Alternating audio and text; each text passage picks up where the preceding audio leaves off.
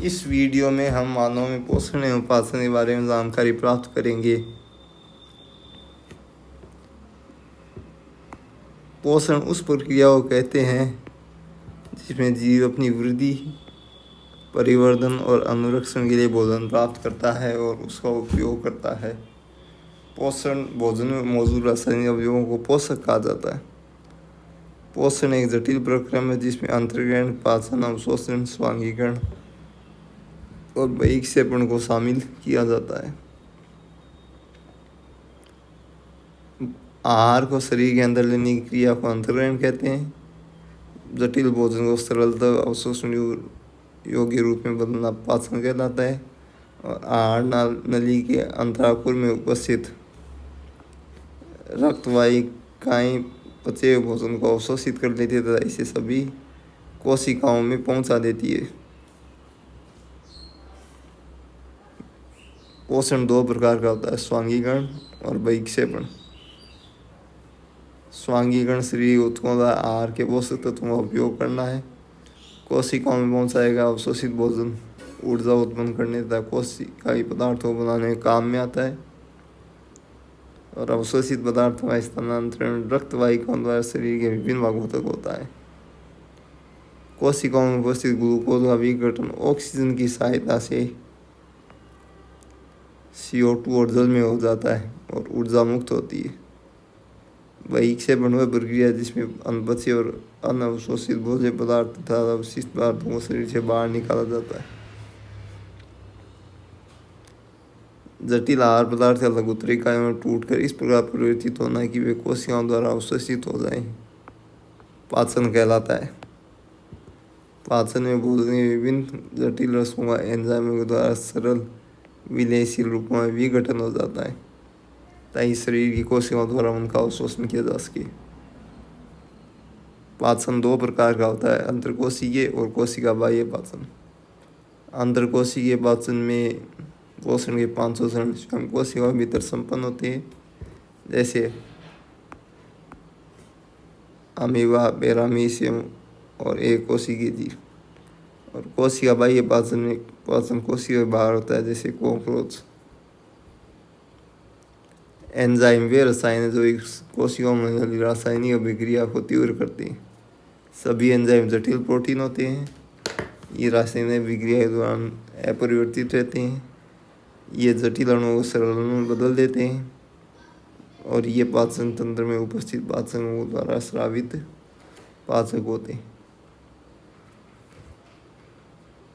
मानव पाचन तंत्र के दो भाग हैं, आहार नाल और पाचन ग्रंथियाँ।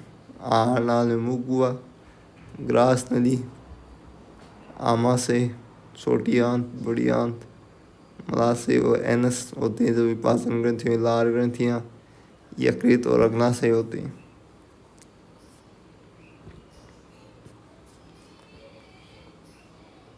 मुख में कार्बोहाइड्रेट जैसे स्टार्च विखंडित होकर पचाए जाते हैं।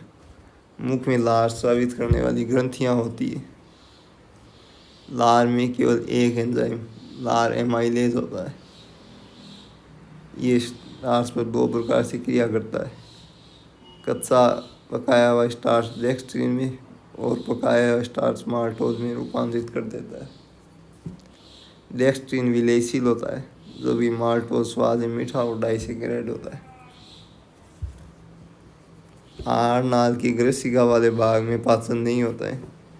ग्रसिका या भोजन नली की दीवारों की पेशियों में क्रमबद्ध फैलने व सिकुड़ने से भोजन आमाशय में धकेला जाता है।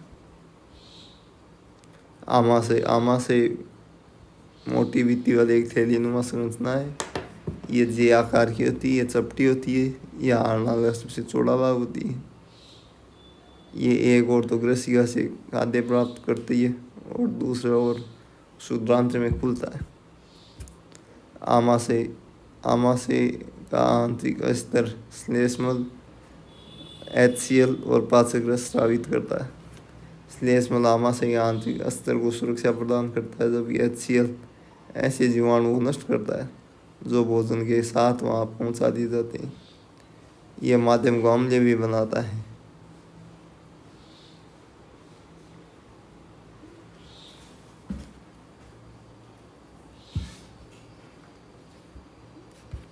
आमा से इसकी भित्तियों में मौजूद जठर ग्रंथियों से जठर रस निकलता है, जिसमें HCl और पेप्सिनोजन होते हैं। HCl पेप्सिनोजन को क्रियाशील करता है, पेप्सिनोजन क्रियाशील होकर पेप्सिन में बदलता है, और पेप्सिन प्रोटीन के छोटे अणुओं को पेप्टोनों में बदल देते हैं। ड्यूडेनम, आमाशय से भोजन ड्यूडेनम में आता है। इसमें वसा का बाइसीकरण होता है। बाइसीकरण में वसा छोटे छोटे वसीय बूंदों में टूट जाती है। इसमें यकृत से पित्त स्रावित होता है। छोटी आंत में भोजन का पाचन पूरी तरह हो जाता है। यह लगभग 7.5 मीटर लंबी कुंडली संरचना है। इसे ग्रहणी, मध्यांतर और क्षुद्रांत इलियम में विभाजित किया गया है। मध्यांतर लगभग 2 मीटर लंबा होता है, जबकि इलियम 4 मीटर लंबा ऐंठा हुआ भाग होता है। छोटी आंत ये यकृत और अग्नाशय से रस स्रावित करती है। इसके अतिरिक्त इसकी भित्ति से कुछ रस स्रावित होते हैं। प्रोटीन, अमीनो अम्ल एवं कार्बोहाइड्रेट ग्लूकोज में परिवर्तित हो जाते हैं। वसा वसीय अम्ल और ग्लिसरॉल में बदल जाती है। छोटी आंत की भित्ति सदर उंगलीनुमा संरचना विली होती है। ये भोजन के लिए अधिक सतह प्रदान करती है, ताकि रक्त वाहिकाओं की दीवारों में अवशोषित हो सके। प्रत्येक विली में सूक्ष्म रक्त वाहिकाओं का जाल होता है। आंशिक रूप से बचा हुआ भोजन क्षुद्रांत्र के निचले भाग में पहुंचता है, जहां पर आंतररस पाचन क्रिया को पूर्ण कर देता है। बचा हुआ भोजन अवशोषित होकर क्षुद्रांत्र की भित्ति में स्थित रक्त वाहिकाओं में चला जाता है, जिसे अवशोषण कहा जाता है। अनपचा भोजन बड़ी आंत में पहुंचा दिया जाता है, और बृहदांत्र एक क्षुद्रांत्र की अपेक्षा चौड़ी और छोटी होती है। यह लगभग 15 मीटर लंबी होती है, जिसमें 3 भाग होते हैं: अन्ननाल, बृहदांत्र और मलाशय। अन्ननाल छोटी आंत और बड़ी आंत के संगम स्थल पर होती है। कोलोन 1 मीटर से थोड़ा अधिक लंबे भाग में होती है, जिसके 3 हिस्से आरोही, अनुप्रस्थ और अवरोही शाखाएं होती हैं। मलाशय का मुख्य कार्य जल एवं कुछ लवणों का अवशोषण करना है। बचा हुआ अपचित पदार्थ मलाशय में चला जाता है और मलद्वार से बाहर निकाल दिया जाता है। पाचन ग्रंथियाँ ये पाचक एंजाइमों के स्रोत हैं। पाचक एंजाइमों के 2 स्रोत हैं: विशिष्ट ग्रंथियाँ,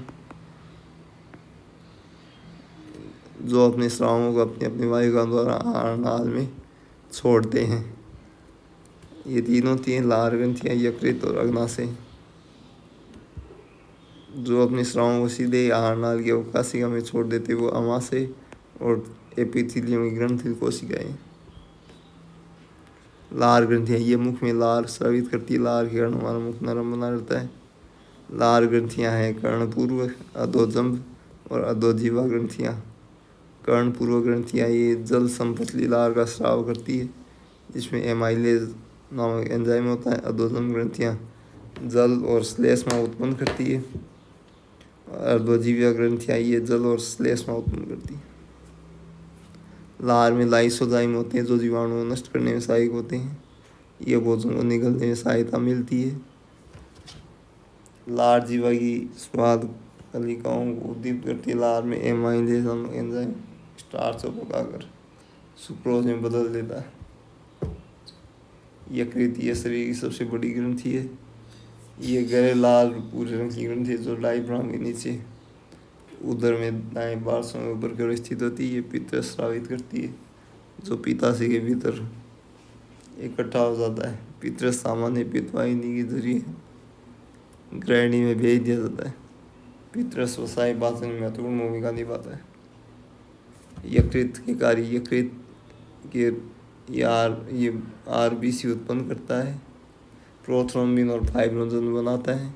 ये हिपेरिन भी बनाता है। मृत और घिसी पिट्ठी RBC को नष्ट करता है।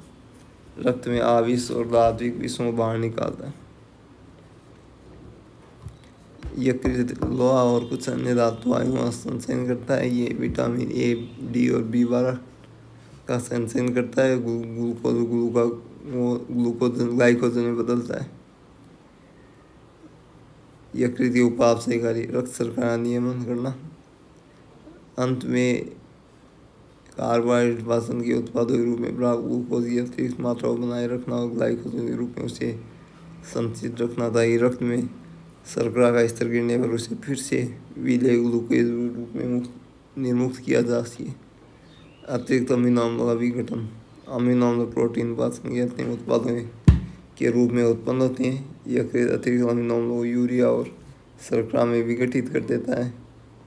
यूरिया मूत्र के माध्यम से बाहर निकल जाती है और शर्करा बाद में प्रयुक्त करने के लिए संचय कर ली जाती है। कार्बोहाइड्रेटों से वसा अम्लों का संश्लेषण जो वसाई रूप में या तो प्रयुक्त कर दी जाते हैं या संचित कर ली जाती हैं।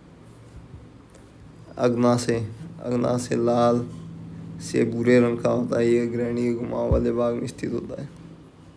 इसका पाचक स्राव अग्नाशय वाहिनी ग्रहणी में छोड़ दिया जाता है। अग्नाशय कुछ हार्मोन भी उत्पन्न करता है। अग्नाशय रस कार्बोहाइड्रेट और प्रोटीन पर क्रिया करता है। कार्बोहाइड्रेट शर्करा से ग्लूकोज में बदल जाता है। वसा वसा अम्ल और ग्लिसरॉल में बदल जाती है। प्रोटीन अमीनो अम्ल में बदल जाती है। छोटी आंत के एपिथीलियम की ग्रंथि कोशिकाएं आंत्र ऊर्ध्वों के आधार पर स्थित आंत्र उपलगी विशिष्ट कोशिकाओं द्वारा स्रावित आंतररस सीधे ही भोजन के साथ मिल जाता है। थैंक्स।